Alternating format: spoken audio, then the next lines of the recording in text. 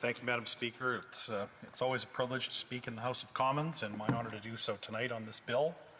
I'll begin, Madam Speaker, by saying that I was pleased to enjoy the member for Winnipeg South Centre's remarks in the first hour of third reading and look forward to his participation in this debate.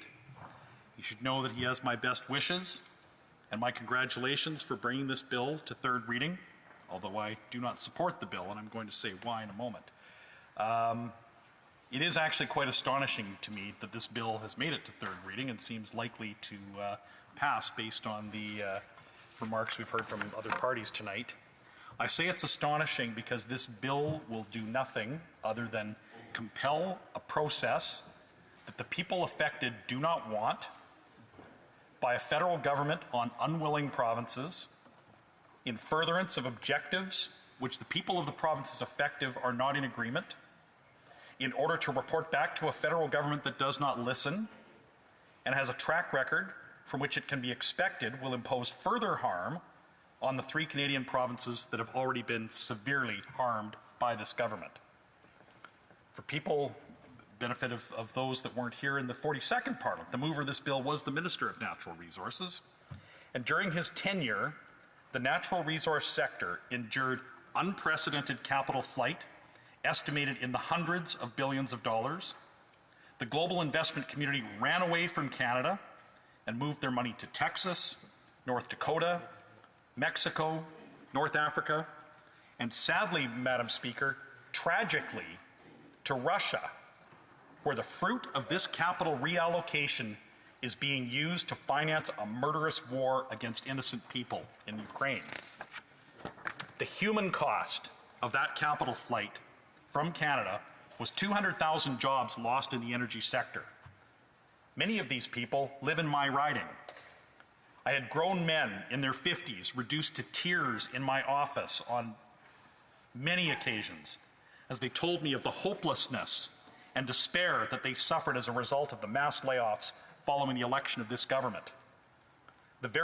Among the very first things this government did when it was elected was cancel the Northern Gateway pipeline. And then this minister, during his tenure, this government chased Kinder Morgan out of Canada. They bought the Trans Mountain pipeline, which instead of being completed and in operation with private money, creating thousands of upstream jobs, it's now a much delayed project on its way to becoming a bloated government boondoggle, which they may not be able to ultimately sell. So, Madam Speaker, this member now wants to force a federal framework on 3 unwilling prairie provinces and ask members of this House to support it. Well, Madam Speaker, I won't do it. I don't agree with this member or the government of which he was a member that it needs a framework for policies of a federal government that is bent on destroying the livelihoods of thousands of my constituents who get up and go to work every day providing the necessities of life for Canadians and people all over the world. Without affordable, reliable, and abundant energy, there is no quality of life for anyone, Madam Speaker. A warm home, affordable food, basic transportation, light, electronic communication, literally every single manufactured product that anyone wears or uses is only possible with access to such affordable, reliable, and abundant energy. And Western Canada abounds with such energy resources. And industry continually finds ways to reduce the emissions created by the extraction process. The 3 provinces, their municipalities, and industries are already doing the hard work of being part of an overall goal of reducing emissions. But the world is desperate for Canadian energy.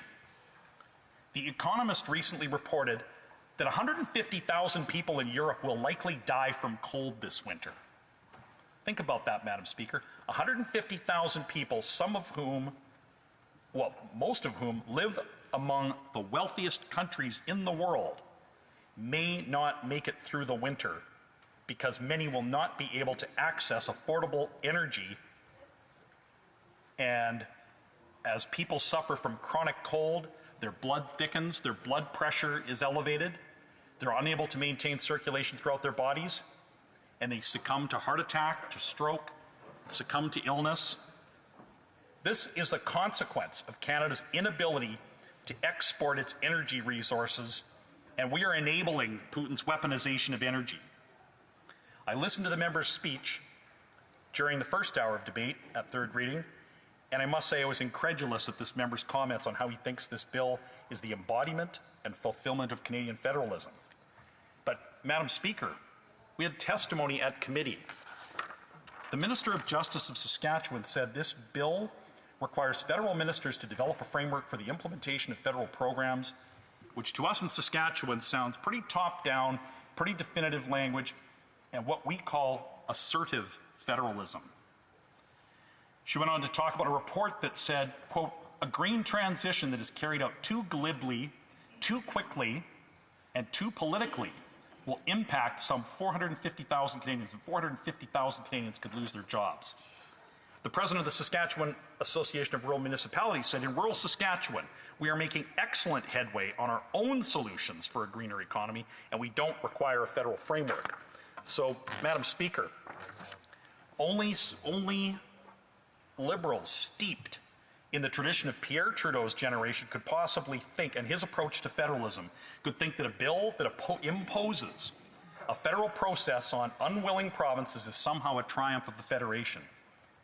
This bill imposes a process to create a federal framework for the imposition of federal policy on 3 provinces that don't want it.